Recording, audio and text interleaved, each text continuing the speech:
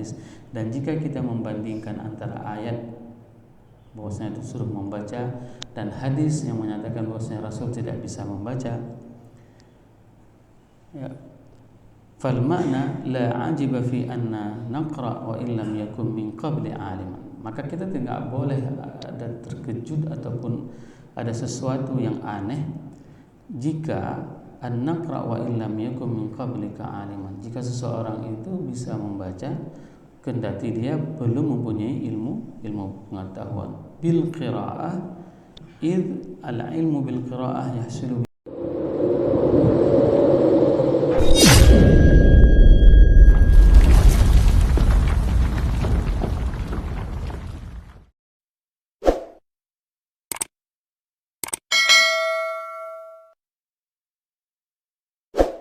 Rabbi shrah li sadri wa yassir li amri wahlul 'uqdatam min lisani yafqahu qawli, amma ba'd.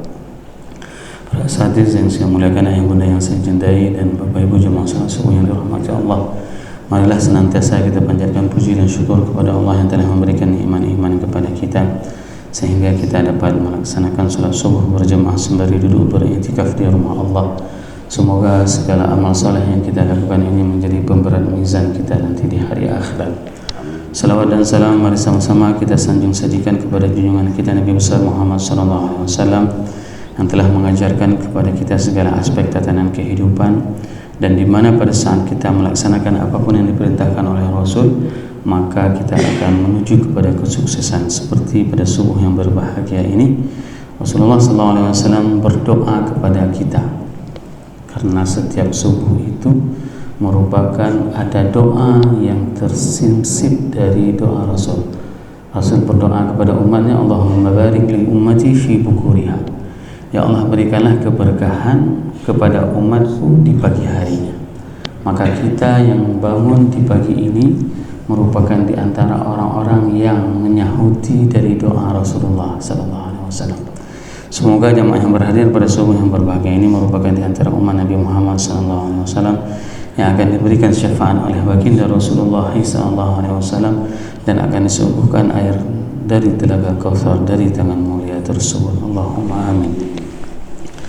Bapak Ibu jemaah yang dirahmati Allah, pada subuh yang berbahagia ini kita akan melanjutkan firman Allah dalam surat Al-Alaq dalam tafsir At-Tahrir wa Tanwir karangan Imam Ibnu Ashur, di mana Allah berfirman, A'udzubillahi minasyaitonir rajim, Bismillahirrahmanirrahim, Alladzi 'allama bil qalam 'allamal insana ma lam ya'lam. Shadaqallahul 'azim. Di pertemuan sebelumnya kita telah membahas Iqra wa rabbukal akram. Bacalah demi nama Tuhanmu yang maha mulia. Bagaimana mulianya Allah sehingga kita yang berhadir di masjid ini merupakan orang-orang yang dimuliakan oleh Allah. Bayangkan berapa banyak di antara saudara-saudara kita, mereka tidak dipilih oleh Allah, mereka masih tertidur di atas kasur mereka. Hari ini Allah muliakan kita untuk kita bisa bertemu dengannya, dan ini adalah sebuah kenikmatan yang sangat luar biasa. Bayangkan seseorang yang salat antara salat dua salat, misalnya kita salat subuh ini, dan nanti kita pada saat salat zuhur kita juga salat berjamaah seperti ini, kalau meninggal dunia maka dia masuk surga. Itu sabda Rasulullah SAW. Siapapun yang salat di antara dua salat, salat subuh dia berjamaah, nanti dia salat zuhur juga berjamaah, kalau dia meninggal dunia maka dia adalah ahli surga. Dalam hadis yang lain Rasul mengajarkan kepada kita kenapa imam itu setiap dubur salat, setiap selesai salat dia membacakan ayat kursi. Kami mendapatkan hadis musalsal, hadis yang langsung bersambung dengan Rasulullah. Pada saat mengambil hadis tersebut kami disalamin sama guru kami. Nanti jemaah-jemaah semuanya akan memegang kain surban. Jadi sehingga seluruh yang ada dalam majelis ilmu itu akan bersambung sanad hadisnya dengan Rasulullah SAW. Apa hadisnya? Barang siapa yang membaca ayat kursi setiap salat, apabila dia meninggal dunia maka dia akan dimasukkan ke dalam surga. Coba bayangkan bagaimana indahnya kalau seandainya kita mau mengikuti apa yang diperintahkan oleh Rasulullah SAW. Di luar sana berapa banyak di antara saudara-saudara kita mereka tidak dan belum diberikan hidayah oleh Allah. Itulah kemuliaan di antara sekian banyak kemuliaan yang Allah curahkan kepada kita. Allah Maha Mulia. Kemuliaannya itu diberikan rezeki kepada siapapun, kendati orang tersebut tidak pernah menyembah Allah, tapi Allah berikan juga. Nah, pada saat kita diberikan kemudahan-kemudahan oleh Allah, maka kita adalah orang-orang yang senantiasa mendekatkan diri kita kepada Allah, sehingga kita akan menjadi mulia. Bapak Ibu jemaah yang dirahmati Allah, Imam Ibnu Ashur menjelaskan di dalam tafsirnya, فإذا نظرت إلى الآية مستقلة عما تضمه الحديث عائشة ووصف في سبب نزولها كان الاستئناف ناشئا عن سوء يجلس في خاطر رسول الله أن يقول كما أقرأ وأنا ليس أحسن القراءة والكتابة فأجيب بأن الذي علم القراءة بواسطة القلم أي بواسطة الكتابة يعلمك ما لم تعلم. Di sini Imam Ibnu Ashur menjelaskan bagaimana pada saat hadis Ibunda Aisyah radhiyallahu anha menjelaskan Rasul pada saat dipeluk oleh malaikat Jibril. Pada saat itu beliau mengatakan kepada malaikat Jibril, "Ma ana biqari." Aku ini bukan orang yang bisa membaca. Dan ini sudah pernah kita jelaskan pada pertemuan pertama. Malaikat Jibril mempunyai sayap 600 sayap. Dan satu sayap malaikat Jibril itu bisa pada saat dikepakkan bisa menutup ufuk timur dan barat. Coba bayangkan, ada punya 600 sayap memeluk Rasulullah, dan pada saat itu Rasul sangat ketakutan. Dan Rasul mengatakan, "Ma ana biqari." Aku bukanlah orang yang bisa membaca. Di sini dijelaskan, bi anna alladhi 'allama al-qira'ah biwasitatil qalam. Akan tetapi Rasul itu diajarkan membaca dengan cara tulisan, dengan cara hasil karya, dengan cara pena. Jadi seseorang itu bisa mengetahui, bisa mempunyai ilmu, bisa jadi bukan dikarenakan dia bisa membaca. Contoh misalnya, wa'allamal Adam al-asma', dan Abi Adam itu dijelasin, diberikan ilmu pengetahuan dengan semua nama-nama. Apakah Nabi Adam bisa membaca? Tidak.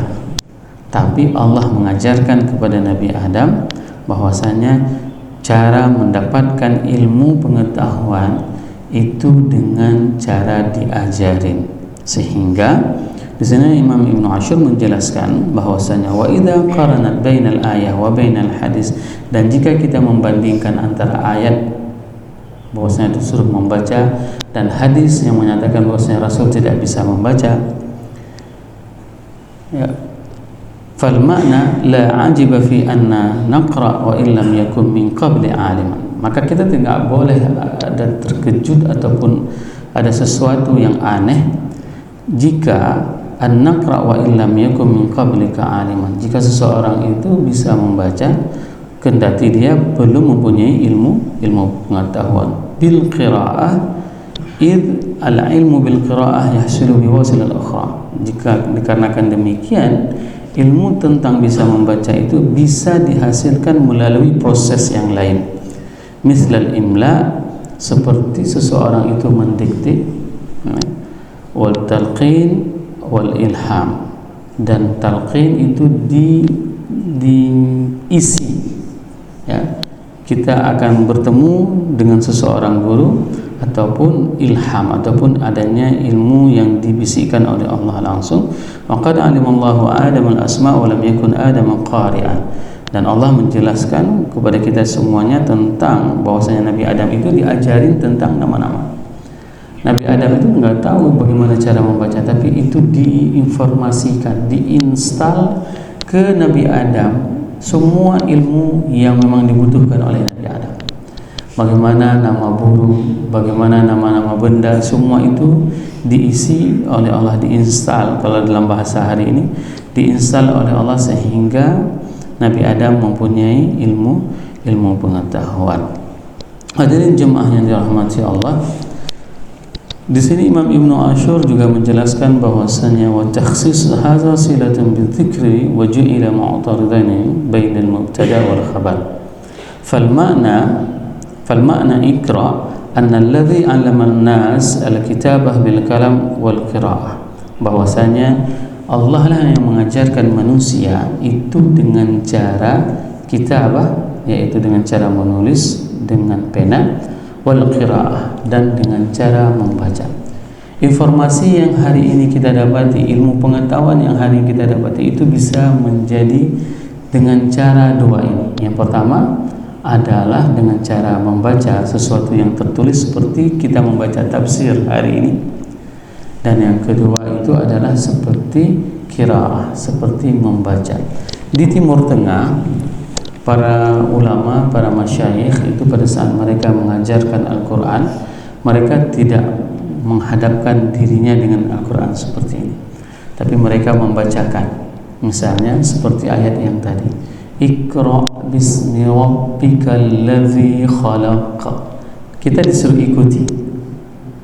Itu metode cara mengetahui informasi ataupun ilmu pengetahuan. Itu di antara cara orang yang bisa memperoleh ilmu pengetahuan, dia akan belajar langsung dengan bacaan. Dan anak-anak semuanya pada fase dia belajar Al-Quran, pada fase umur 4 sampai dengan 10 tahun, itu mereka sama sekali nggak bisa membaca, tapi dihafalkan, dibacakan oleh syekh dan dia menghafalnya, dibacakan oleh syekh, mereka menghafalnya.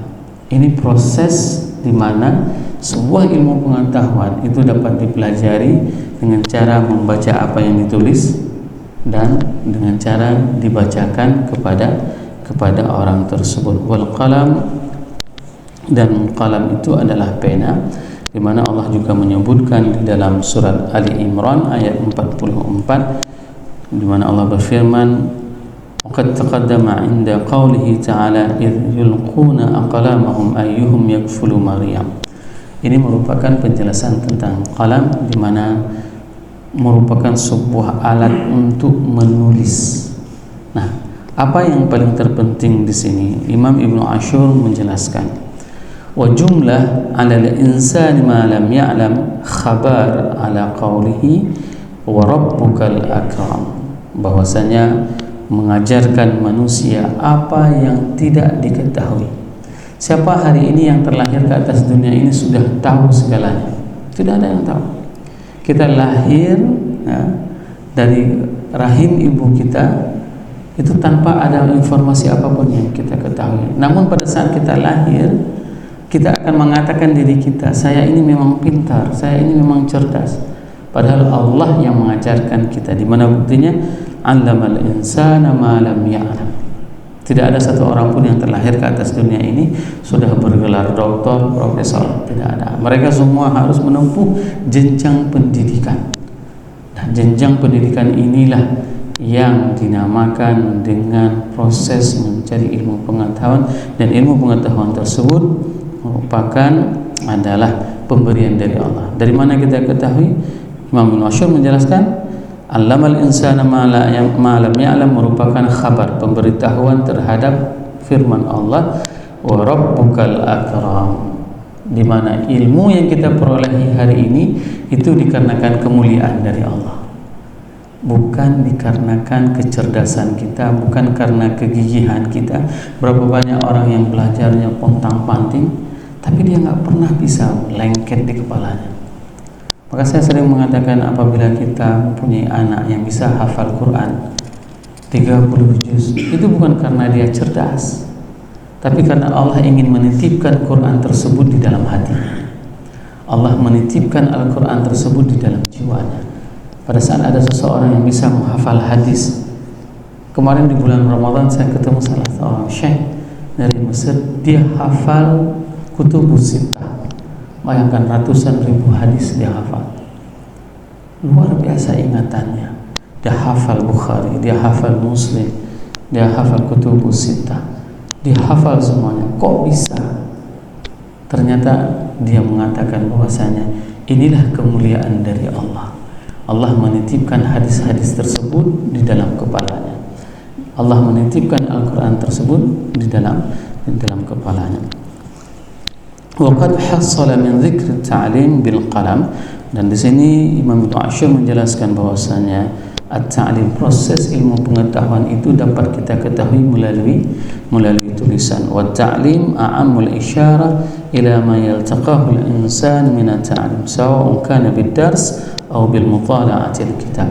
Baik kita dapat mengetahui sebuah ilmu pengetahuan dengan cara ad-dars, belajar, ataupun bil mutala'ati al-kitab, atau kita membaca, berdiskusi tentang kitab tersebut. Wa an tahsilul ulum ya'tamilu umuran salasa, sehingga ilmu pengetahuan itu prosesnya itu dapat diperolehi dengan 3 cara. Pertama, akhadha ananil ghair bil muraja'ah, dia seseorang itu dapat mengetahui ilmu dengan cara mengambil dari orang lain dengan mengulang-ulang. Ini cara ilmu, seperti yang saya katakan tadi. Kami diajarin pada saat menghafal Quran di Al-Azhar itu di Mesir, itu disuruh ulang. Baca di depan syekh disuruh ulang, baca di depan syekh disuruh ulang. Sehingga bacaan kita itu tersambung dengan bacaan sebagaimana bacaan Rasul. Hari ini jarang kita mempraktekkan seperti itu di tempat kita. Proses ngambil ilmu secara bersanad namanya. Itu yang pertama. Wathani at-talaqi min al-afwa' bid-dars wal imla. Yang kedua itu adalah secara talaqi. Talaqi itu kita mengaji face to face. Misalnya kitab ini kalau saya dapat belajar langsung, nanti akan mencari murid beliau. Murid beliau ini yang beliau ajarkan dan beliau berikan syahadah, ijazah. Di Syekh ini pada saat beliau menulis kitab ini, beliau ada halqah seperti inilah. Nanti ayah bunda bisa mengatakan, saya telah mengambil tafsir, sanad tafsir Imam Ibnu Asyur melalui Ustaz Manhur, Ustaz Manhur melalui gurunya melalui gurunya sampai kepada si pengarang. Ini yang dinamakan dengan proses talaqi. Dan ini yang paling penting di dalam ilmu. Jadi kita mendengarkan ilmu bukan hanya melalui YouTube. Bahaya sekali apalagi yang dibicarakan di YouTube itu tanpa ada dasar seperti ini. Orang ngaji di YouTube tapi ngajinya tidak ada pondasinya, tidak ada referensinya. Tapi talaqi itu seseorang belajar keilmuan dari sumbernya itu dari si pengarangnya. Seperti kita hari ini. Ini jelas otoritas orang pengarang kitab tafsir ini jelas. Dikenal bagaimana kontribusinya, bagaimana personalitinya, sehingga ilmu yang kita pelajari dan kita mengetahui proses ilmu pengetahuan sebagaimana beliau menjelaskan di sini ada 3. Yang pertama sudah kita jelaskan dengan murajaah dan belajar. Yang kedua dengan talaqi, yaitu face to face belajarnya seperti ini. Dan yang ketiga matang qadihu bil uquli minal mustanbitati wal mukhtari'at, apa yang diberikan ilham oleh Allah dalam cara berfikir dan sesuatu ide yang dia dapati itu adalah sebuah pemberian dari Allah. Dan ini tidak semuanya dimiliki oleh orang-orang. Allah memilih orang-orang tersebut. Seperti siapa? Seperti Imam Syafi'i. Imam Syafi'i itu terkadang beliau tidak salat malam. Pada saat beliau mengunjungi rumah Imam Ahmad bin Hanbal, itu ditengok oleh anaknya. Imam Ahmad bin Hanbal punya anak, mengatakan ini adalah orang alim sekali. Maka anaknya penasaran, ingin melihat ngapain sih orang alim ini malam hari. Dan dia perhatikan mulai dari setelah Isya sampai dengan subuh, Imam Syafi'i itu cuma golek-golek aja, mutar sini, mutar sana, seperti orang gelisah, balik sini, balik sana. Sehingga besok pagi dia ceritakan kepada ayahnya, ya, apa juga ayah katakan orang tamu kita, orang yang paling alim, saya memperhatikan tidak ada salat sunat tahajud yang dilakukan di malam hari. Dia katakan seperti itu. Maka Imam Syafi'i mendengarkan pembicaraan antara anak dengan ayah tersebut, dan beliau mengatakan, semalam aku telah memecahkan 41 permasalahan umat. Ya. Apa yang dilakukan oleh Imam Syafi'i? Beliau adalah orang-orang yang diberikan kemampuan untuk bisa menyelesaikan permasalahan umat. Sehingga apa? Semua permasalahan-permasalahan tersebut beliau sampaikan kepada murid-muridnya, dan murid-muridnya itu menulis semua karangan beliau, sehingga sampai dengan hari ini ilmu yang diajarkan oleh Imam Syafi'i dapat kita resapi, dapat kita pelajari. Inilah hikmah kenapa Allah mengatakan kepada kita dengan Iqra bismi rabbikal ladzi khalaq khalaqal insana min 'alaq Iqra wa rabbukal akram alladzi 'allama bil qalam. Pentingnya tulisan. Hari ini Bapak Ibu boleh sepintar apapun, tapi pada saat tidak menulis, maka kepintaran ilmu pengetahuan tersebut akan hilang. Banyak para ulama, kami mempelajari mazhab itu bukan 4, kami mempelajari mazhab itu 12. Salah satu mazhab yang sudah tidak ada lagi pengikutnya hari ini dikarenakan tulisan-tulisannya tidak lagi berkembang, yaitu adalah mazhab Imam Dawud Al-Zahiri. Itu mazhab terkenal, mazhab yang dipelajari 12 mazhab, di antara yang dipelajari itu adalah mazhab Dawud Al-Zahiri. Kenapa? Mazhab Hanafi, mazhab Maliki, mazhab Syafi'i, mazhab Hambali itu bisa langgeng dan sukses sampai dengan hari ini dikarenakan mereka menulis. Semua ilmu mereka itu dibukukan, ditulis. Maka ada sebuah istilah, ya, istilahnya seperti ini. Orang Sawang bilang, if you not publish you are nothing, katanya. Kalau engkau tidak mempublikasi, kamu itu nggak ada apa-apanya.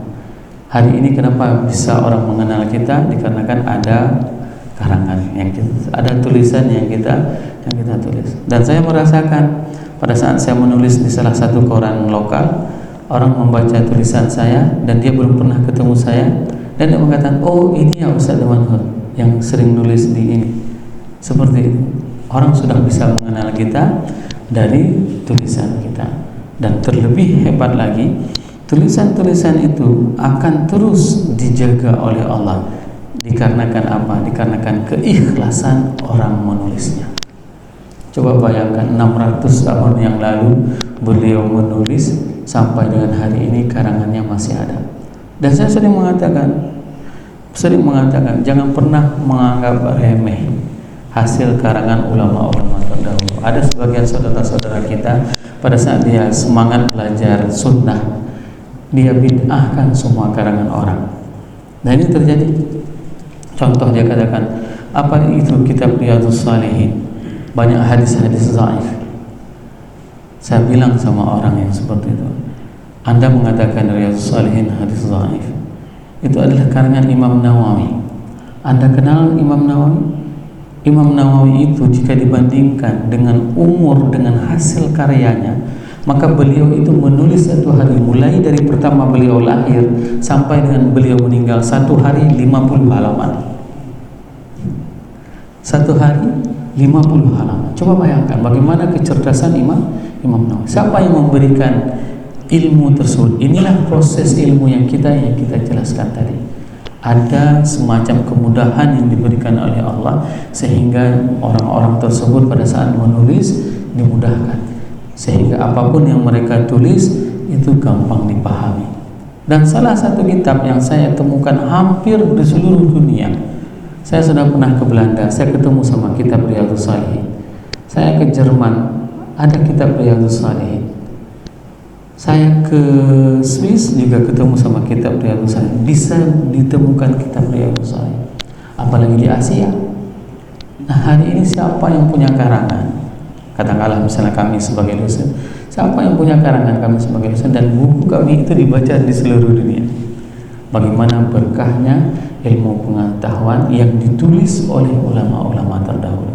Sehingga kalau kita ingin supaya ilmu itu terus abadi dan langgeng, maka kita harus menulis ilmu pengetahuan yang kita miliki, yang kita ketahui, sehingga dia tidak akan pernah kepada yang namanya nanti namakan dengan kehilangan.